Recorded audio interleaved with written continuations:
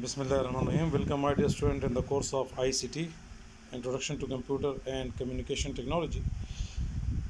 This is our first lecture of this course. In today's lecture, we are going to discuss about the definition of computer, that what is computer, and also a little bit about the history of computer. If you want to define the computer, though computer can be defined by a number of ways. The first thing that we should learn that the word computer is derived from the word compute, and compute has several meanings in the several dictionary meaning, you can say. Yeah, or you can say that it has several meanings in the dictionary. For example, one meaning of the compute is to count. Mean computer is such a machine that can count. The second meaning that exists in the Oxford Dictionary is about the compute definition is to calculate. So computer is a machine that can calculate. And the third definition of the compute is to process, to perform, to operate. So according to the third definition, computer is a machine that can perform a number of functions. So it's mean that if we combine these all dictionary definition, then we can say that the word computer is derived from the word compute, and compute mean to count, to calculate, and to perform or to process a number of tasks or jobs. So this is the you can say dictionary definition of computer. Vertical definition, you can say, in a sense that it is the vertical definition of computer. Similarly, second definition of computer, we say that computer is an electronic machine that can accept data, that can process data, that can store data, and that can also communicate the information that has been processed by the computer from one place to another place. So in this definition, this second definition, we are going to learn that computer is an electronic device.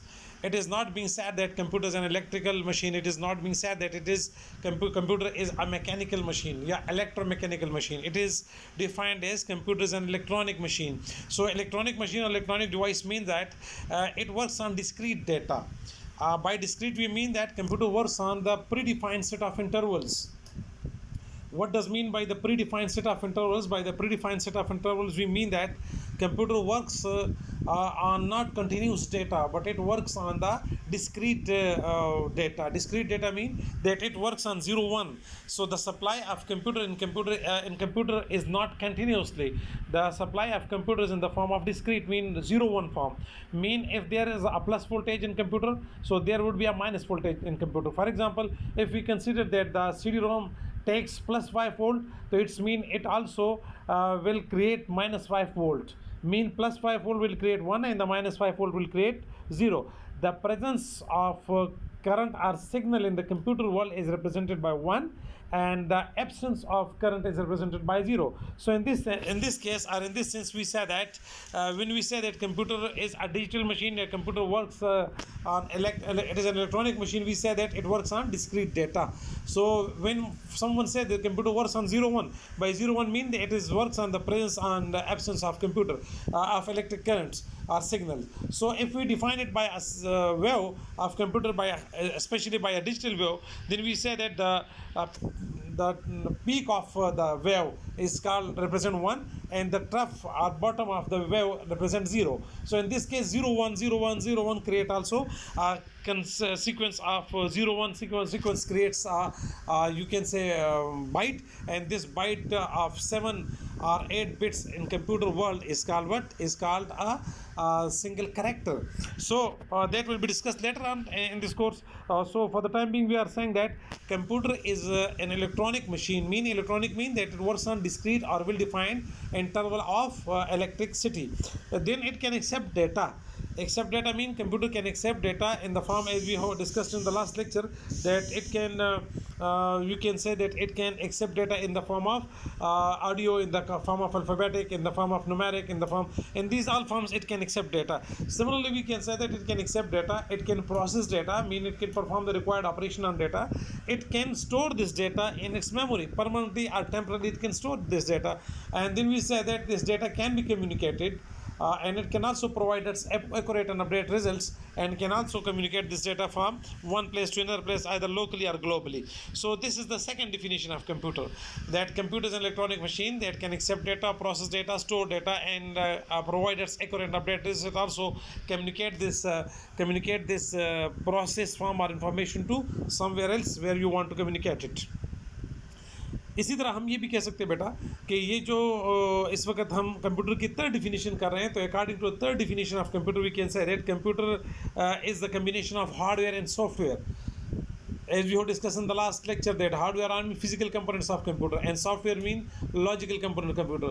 Computer is the combination of hardware and software, where software is used to carry out specific tasks by the hardware.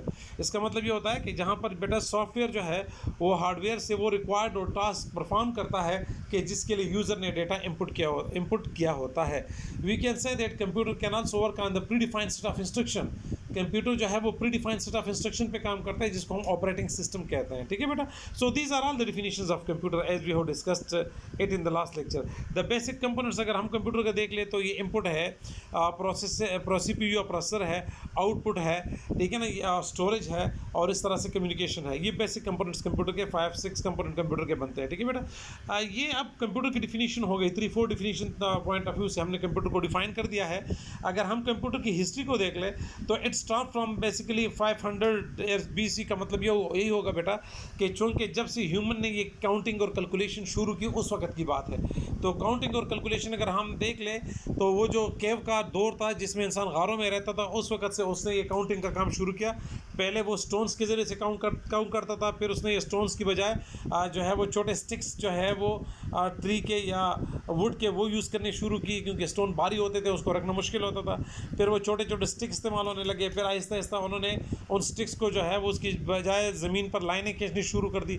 1 line 2 line इस तरह लाइनें खींचनी शुरू की. जितनी line है उतनी उनकी जो है वो मवेशी है. इस तरह से उन्होंने काउंटिंग शुरू कर दी. फिर उसके बाद जो है वो चाइना में 500 BC में एक डिवाइस डेवलप हुआ जिसको अबेकस कहा जाता था. ये अबेकस बेसिकली आज तक अब भी हम देख ले तो चाइनीज़ जो है वो इसको बड़ी फास्ट कैलकुलेशन के लिए यूज़ करते हैं. तो ये जो अबेकस था ये आज से 500 साल पहले चाइनीज़ ने काउंटिंग और कैलकुलेशन के लिए डेवलप किया था. आज भी अगर आप इसको देखना चाहें तो नेट पे अबेकस के पिक्चर्स, अबेकस की वर्किंग, इसको आप जो है वो यूट्यूब पे इजीली सर्च करके देख सकते हैं. ठीक है बेटा. तो ये चूँकि काउंटिंग कैलकुलेशन का काम कंप्यूटर का भी होता है तो इसलिए इसका बेस जो है वो अबेकस को कंसिडर किया जाता है. इसी तरह 1812 में जो इंग्लिश मैथमेटिशियन है that is called Charles Babbage, उसने जो है वो एक डिफरेंस इंजन डेवलप किया. ठीक है बेटा. इस डिफरेंस इंजन का काम ये था कि कैलकुलेशन करता था, और ये किसी भी नंबर का जो पावर होता है, जो हम जैसे कहते हैं 2⁵ n⁵ फलाना, ये जो पावर होता है ये कैलकुलेट करने की सलाहियत रखता था.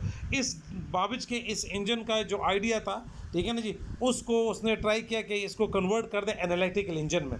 अगरचे उसकी लाइफ में इस चीज़ का मौका तो नहीं मिला कि वो उसको कन्वर्ट कर सके, लेकिन उसके बाद जो है आने वाले लोगों ने इस आइडिया पे काम किया और उसने इस कैलकुलेटिंग मशीन को मज़ीद फर्निश करके 1946 में, ठीक है जी, उन्होंने electronic numerical integrated and computer यानी ENIAC that is considered the first machine of computer for calculating machine, उसको डेवलप किया. ठीक है बेटा. ये पेंसिल्वेनिया USA में इन्होंने ये डेवलपमेंट की, and that was considered the first truly successful computer after Mark 1 and Mark 2.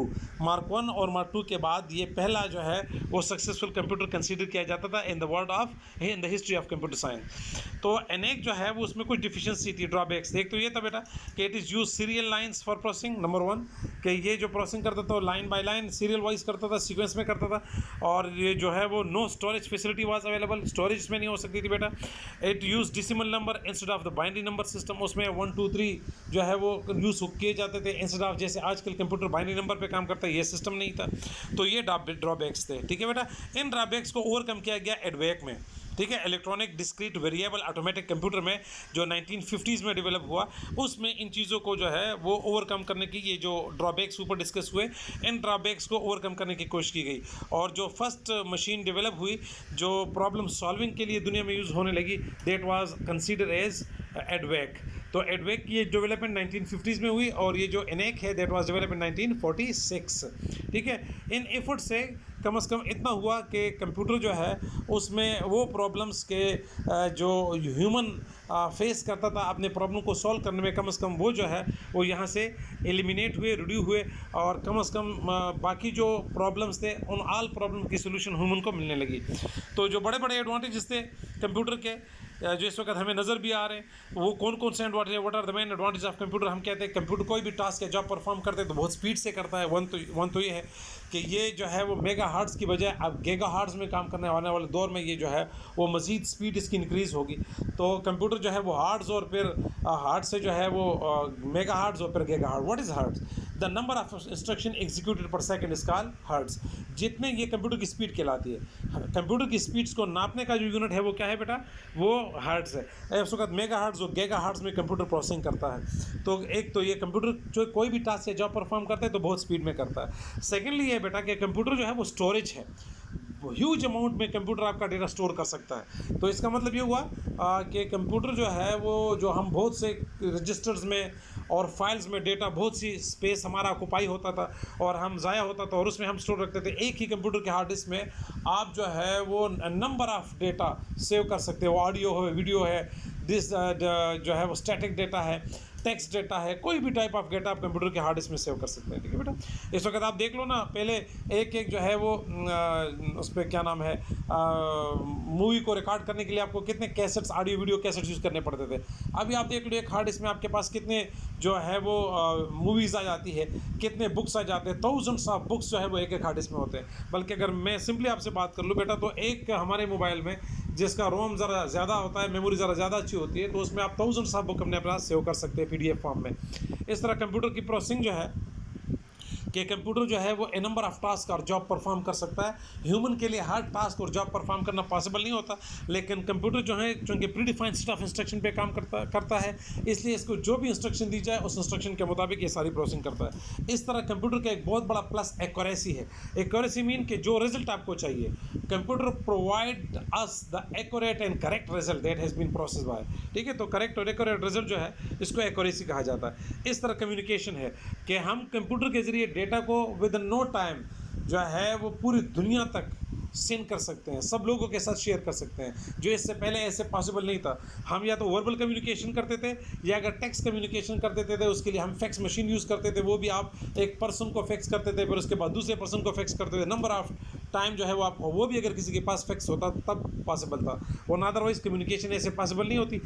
Letter का रिस्पॉन्डेंस या आप फिर फ़ोन के ज़रिए का रिस्पॉन्डेंस करते हैं, लेकिन अब कंप्यूटर ने इस चीज़ को आसान कर दिया। जो डेटा, जो चीज़ आप किसी के साथ शेयर करना चाहते हैं वो आप क्लिक कर दें, within no time communication हो जाती है। तो ऑडियो कम्युनिकेशन हो, वीडियो कम्युनिकेशन हो, वीडियो कॉन्फ्रेंसिंग हो, टेक्स्ट कम्युनिकेशन हो, चैटिंग हो, जो भी हो, कंप्यूटर जो है उन सब चीज़ों में हमें हेल्प आउट करता है। नेक्स्ट जो सिक्स्थ बड़ा एडवांटेज है कंप्यूटर का, वो वर्सैटिलिटी है कि कंप्यूटर जो है वो बहुत से फील्ड्स ऑफ लाइफ में वर्क कर सकता है। कंप्यूटर को आप मेडिकल में यूज़ कर सकते हैं, जो ऑपरेशंस वगैरह में, न्यूरो में यूज़ होता है, कार्डियो ऑपरेशंस में यूज़ होता है, ह्यूमन बॉडी की टेस्टिंग में यूज़ होता है। ठीक है, अभी तो तकरीबन दुनिया सारी इस पर कन्वर्ट हो रही है और कंप्यूटर आपको बताता है कि इस ह्यूमन की बॉडी में कहाँ प्रॉब्लम है, तो डॉक्टरों को ईजी हो जाता है उस प्रॉब्लम को फाइंड आउट करना, एवोल्यूएट करना और उसकी जो है वो रेमेडी करना बड़ा आसान हो जाता है। इस तरह फिर कंप्यूटर आपको टेस्ट कंडक्ट करने में जो है वो हेल्प करता है, मेडिसिन जो है वो कंसल्ट करने में ईजी करता है। इस तरह आप कंप्यूटर का यूज़ एजुकेशन में देख ले, कंप्यूटर का यूज़ रिसर्च में देख ले, दुनिया का कोई भी फील्ड ऑफ लाइफ आप उठा ले बेटा और उसमें कंप्यूटर का यूज़ देख ले। जिस तरह भी हम ट्रांसपोर्टेशन में देखते हैं कि जितनी भी कार्स वगैरह या एरोप्लेन्स या फाइटर बन रहे सारे कंप्यूटराइज होते हैं और वो कंप्यूटर के ज़रिए कंट्रोल किए जाते हैं और सारे प्रोसेस जो है हमारा एक्यूरेट होता है। तो ये बहुत ही वर्सटाइल डिवाइस या मशीन है जिसने तकरीबन हमारे पूरे लाइफ का जो है अहाता किया हुआ है। ठीक है बेटा, इसी तरह जो है वो कंप्यूटर ने हमारी कास्ट को रिड्यूस कर दिया है, हमारी एफर्ट को रिड्यूस कर दिया है। ठीक है, और हमारी जो है वो क्या नाम है, आप हमारे टाइम को सेव कर दिया है, जिस तरह स्पीड की बात हुई। तो कंप्यूटर के बहुत से एडवांटेजेस है। कास्ट रिडक्शन का मतलब है कि वो काम जो पहले से बहुत से लोग करते थे, अब एक कंप्यूटर कम्युनिकेशन भी करता है, प्रोसेसिंग भी करता है, फाइल स्टोरेज भी करता है, जो है वो खुद कंपोजिंग भी करता है और इसके लिए आपको नंबर ऑफ पीपल जो है वो रखने पड़ते थे। ठीक है, लेकिन अब आप देख लें कि एक कंप्यूटर जो है वो कितने टास्क और जॉब अकेले परफॉर्म करता है। इस तरह ये हमारे एफर्ट्स को कम कर देता है, हमारे टाइम को सेव कर लेता है। बहुत से एडवांटेज है कंप्यूटर के, रिसर्च में बहुत ज़्यादा हेल्पफुल है। तो इन द टुडे लेक्चर, आज के लेक्चर में हमने बेटा ये बुनियादी चीज़ें, कंप्यूटर की डिफिनीशन और जो कंप्यूटर के हिस्ट्री है वो, और जो कंप्यूटर के एडवांटेजेस है उसको आज के लेक्चर में हमने डिस्कस कर लिया है। इंशाल्लाह नेक्स्ट लेक्चर में कंप्यूटर के टाइप्स और क्लासेस के ऊपर बात करेंगे। ठीक है बेटा, अगर आपको लेक्चर हमारा पसंद आ रहा है तो आप इस को सब्सक्राइब कीजिए चैनल को, और बेल आइकन प्रेस कीजिए ताकि आपको इसी कोर्स के जो नए नए लेक्चर अपडेट होते रहें ऑटोमेटिकली आपको मिलते रहे। ठीक है बेटा, okay, thank you very much बेटा। इसके नोट्स भी डिस्क्रिप्शन लिंक में है, वहाँ से आप डाउनलोड कर सकते हैं। ठीक है बेटा, ओके, थैंक यू।